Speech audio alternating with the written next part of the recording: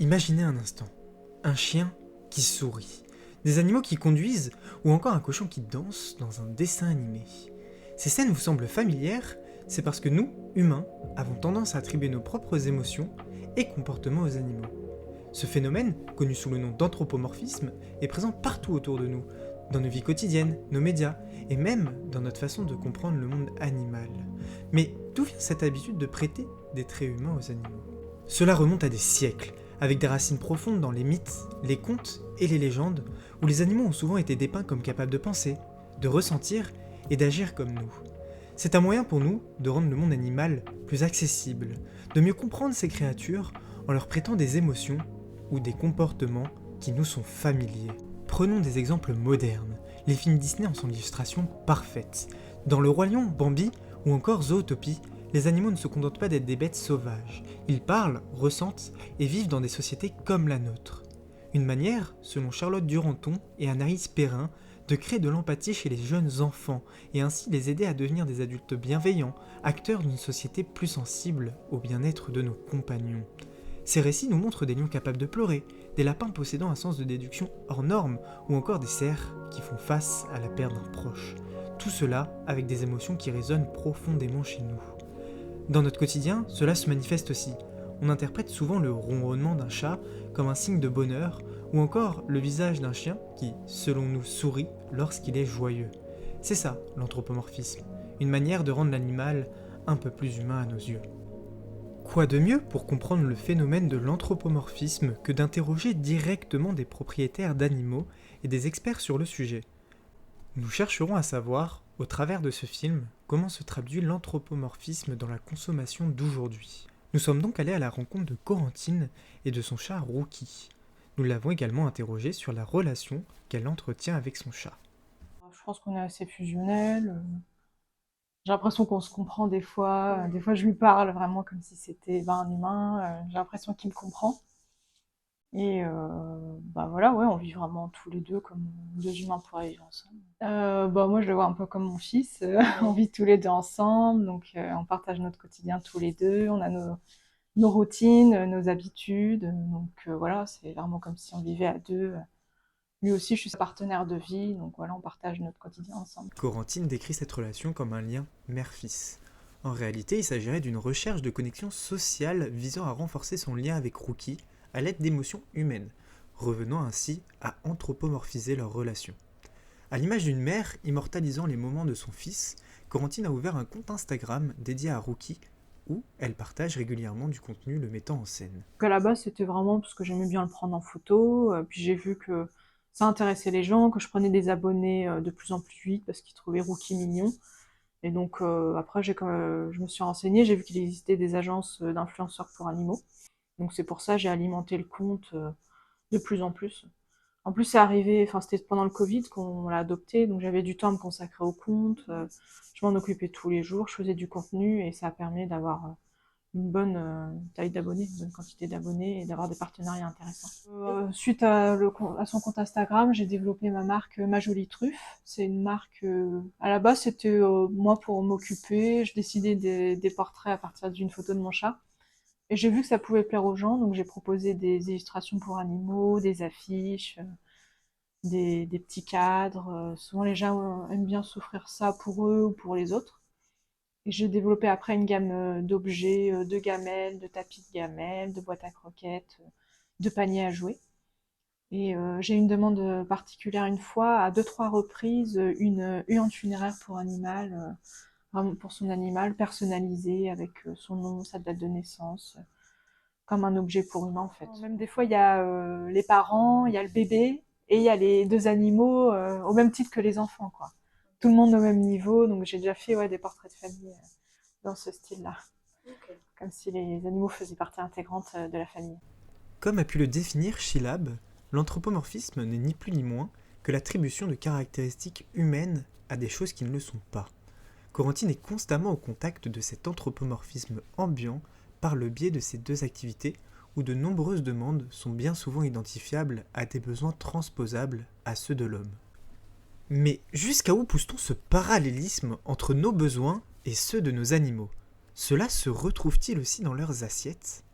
Pour mieux comprendre les besoins de nos animaux en matière d'alimentation, nous avons interviewé Lou, une ancienne employée en animalerie.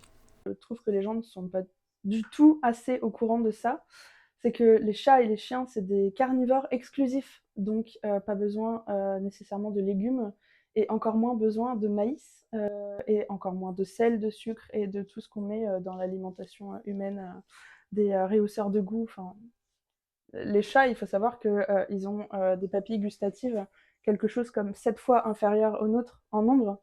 Donc, de toute façon, le goût, ils l'ont beaucoup moins. Donc, il n'y a pas besoin de rehausseur de goût, de rajouter du sel, du sucre dans tous les cas. Et puis, naturellement, ils vont pas s'orienter vers du sucre. Le témoignage de Lou est en concordance directe avec la littérature qui nous explique que l'achat de nourriture pour animaux suit souvent les mêmes critères que l'achat de nourriture pour humains. Une pratique qui serait exploitée par certaines marques. Il y a des marques, notamment Royal Canin, qu'on trouve à foison chez tous les vétérinaires, qu'on nous vend comme le produit miracle pour soigner les problèmes de vessie, etc., qui ont des céréales, donc problèmes intestinaux, qui ont du sel, donc problèmes de vessie, et donc on va soigner des animaux qui ont des problèmes urinaires avec des croquettes qui leur causent des problèmes urinaires. Et comme les vétérinaires touchent une bonne somme à chaque vente, et ils continuent de vanter les mérites de Royal Canin comme étant la meilleure marque, alors que c'est de la daube. Alors, nous nous sommes posé une question essentielle. Comprenons-nous vraiment les besoins de nos animaux ?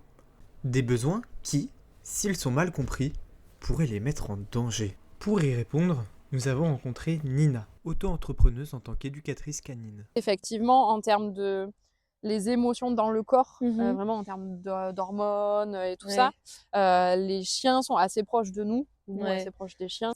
Il y a des similitudes et des choses qui sont très différentes et je pense que souvent l'interprétation humaine qu'on en fait, elle est souvent assez fausse parce qu'on on va y coller beaucoup d'interprétations humaines, quoi. Oui. Les chiens qui lèchent, par exemple, quand on dit qu'ils font des bisous, que c'est pas ce qu'ils aiment et tout, la plupart du temps, les chiens qui lèchent le visage des gens ou quoi, c'est qu'ils sont pas à l'aise, en fait. Ah ouais. Souvent, c'est une demande de mise à distance, en fait. Ok. Entre chiens, quand ils font ça, c'est un peu pour s'apaiser et pour se dire, genre, vas-y, chill, c'est cool, mais dégage quand même, Ouais. s'il te plaît. Donc voilà, il y a beaucoup d'interprétations qu'on fait via notre prisme humain qui sont pas du tout les bons parce qu'on ne connaît pas assez le langage du chien et que du coup, forcément, on n'a pas les codes pour interpréter, quoi. Mais alors, que donnerait l'interprétation humaine de ces besoins animaux poussés à son paroxysme ? Jusqu'à où serait-on prêt à aller pour confectionner, vendre et faire utiliser des produits humanisés à nos animaux ? Pour trouver la réponse, direction le Salon Canin de Rouen, où produits, exhibitions et concours sont de mise.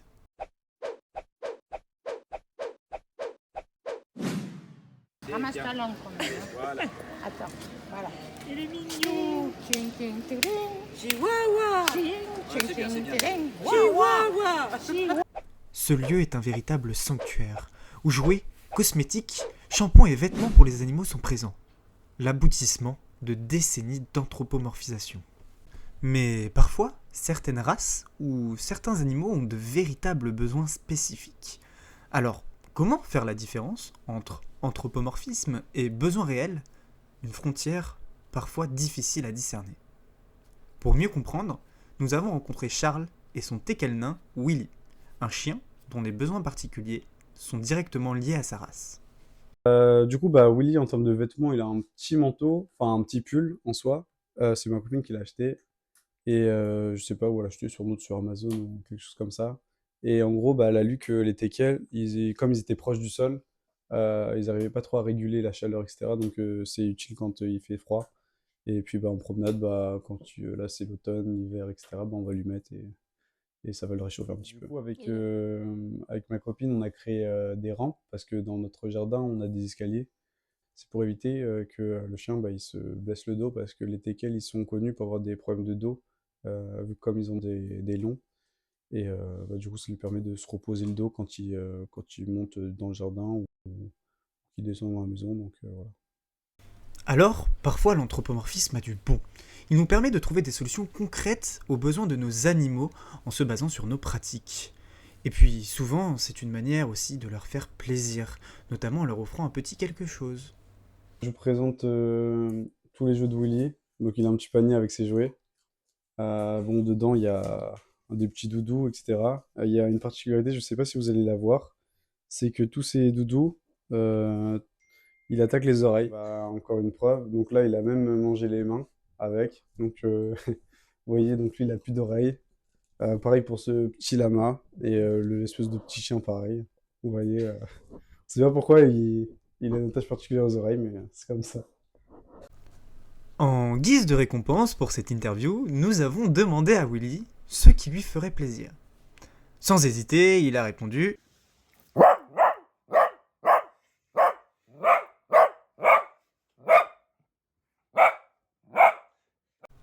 alors, direction la Paris Sausage Walk.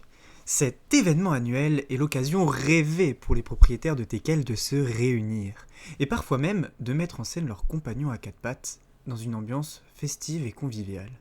Malheureusement, Willy est tombé malade avant l'événement, mais sur place, nous avons retrouvé l'une de ses amies, Yoko, accompagnée de sa maîtresse Carla. Nous les avons interrogées pour en savoir plus sur cet événement unique. Aujourd'hui, j'ai fait la marche des teckels parce que c'est un peu une grande famille, du coup on se rejoint tous. Ça lui permet de voir d'autres chiens comme lui. Et du coup, c'est un peu un événement chaque année qui se passe. Mais ouais, je pense que c'est quand même un effet de mode encore plus cette année. Je pense qu'il y a encore plus de teckels là sur la marche que l'année dernière. Parce que la dame m'a dit en plus. Donc, ouais. Finalement, l'anthropomorphisme redéfinit nos relations avec nos animaux de compagnie. Il crée des liens toujours plus forts, parfois influencés par des pratiques consuméristes. Les réseaux sociaux, avec leurs innombrables comptes dédiés aux animaux, reflètent cette tendance. Ces plateformes transforment souvent nos compagnons en véritables influenceurs, au service des désirs de leurs maîtres. Si cette dynamique peut renforcer l'affection et l'attention portée par nos compagnons, elle soulève aussi des questions. Faut-il vraiment humaniser nos animaux pour leur montrer de l'amour, ou est-ce simplement un miroir de notre propre besoin de reconnaissance? Du coup, on parlait du fétichisme des oreilles de Willy. Bah, regardez, encore 3 autres dodos. Bah, là, il a même plus de mains. Il a plus d'oreilles. Ça me fait trop rire. On peut le refaire si vous voulez. Faut que je me tourne. Ah, mais ça me fait trop rire.